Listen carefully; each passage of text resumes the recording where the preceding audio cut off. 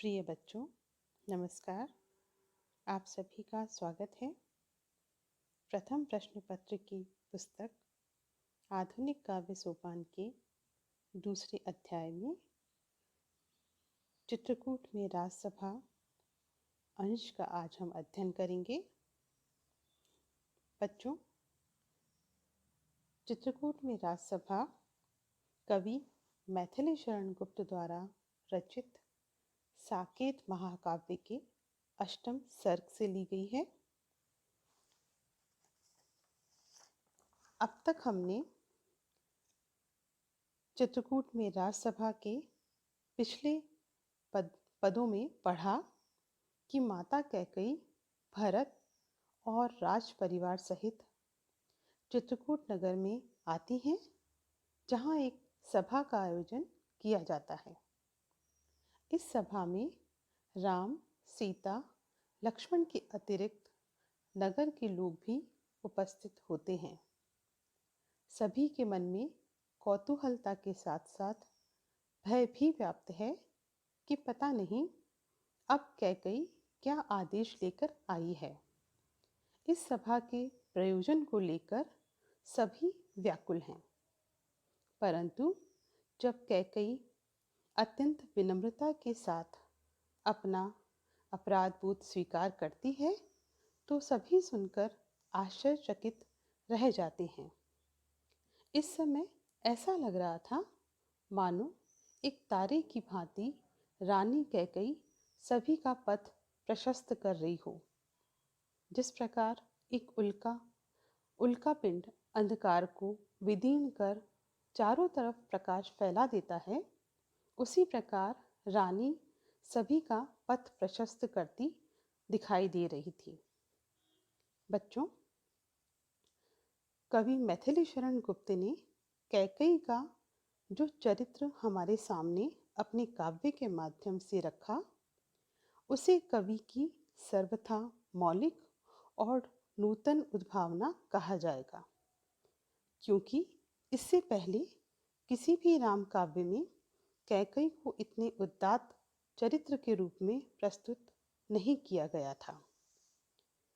गुप्त जी ने कैकेयी के निर्मल, उज्जवल, ममतामयी स्वरूप को हमारे सामने प्रस्तुत कर एक आदर्श की स्थापना की है। प्रस्तुत प्रसंग में कैकेयी का संवाद चल रहा है। पद संख्या 6 देखिए। कहते आते थे अभी यही अभी नर देही, माता न कुमाता पुत्र कुपुत्र भले ही। अब कहें सभी यह हाय, विरुद्ध विधाता है पुत्र पुत्र ही रहे कुमाता माता। बस मैंने इसका बाह्य मात्र ही देखा, दृढ़ हृदय न देखा, मृदुल गात्र ही देखा, परमार्थ न देखा, पूर्ण स्वार्थ ही साधा। इस कारण ही तो हाय आज यह बाधा, युग युग तक चलती रहे कठोर कहानी, रघुकुल में भी थी एक अभागिन रानी। बच्चों,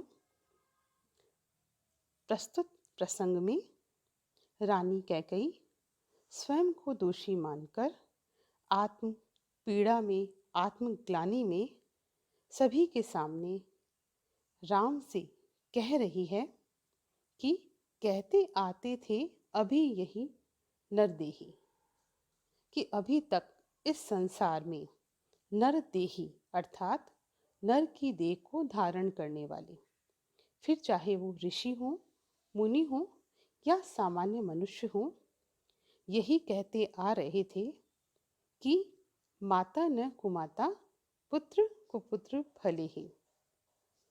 अभी तक संसार में यही रीत चली आ रही थी कि माता कभी भी कुमाता नहीं हो सकती, पुत्र भले ही कुपुत्र हो जाए। रानी कैकेयी कहती हैं कि पुत्र भले ही माता के उपकारों को भूलकर कुपुत्र बन जाए, परंतु माता अपने पुत्र से स्नेह का आंचल कभी दूर नहीं करती और वह कुमाता कभी नहीं बनती। अब कहीं सभी यह हाय विरुद्ध विधाता। रानी कैकई कहती है कि मैंने जो कृत्य किया है उसके कारण यह कहावत परिवर्तित हो गई है और अब कहा जाएगा कि पुत्र पुत्र ही रहता है, माता को माता भले ही बन जाए। अर्थात मैंने घोर अपराध करके कुमाता का यश कमाया है, अतः अब पुत्र कुपुत्र भले ही हो, माता कुमाता नहीं होती के स्थान पर यह कहा जाएगा कि माता भले ही कुमाता बन जाए परंतु पुत्र कुपुत्र कभी नहीं बनता।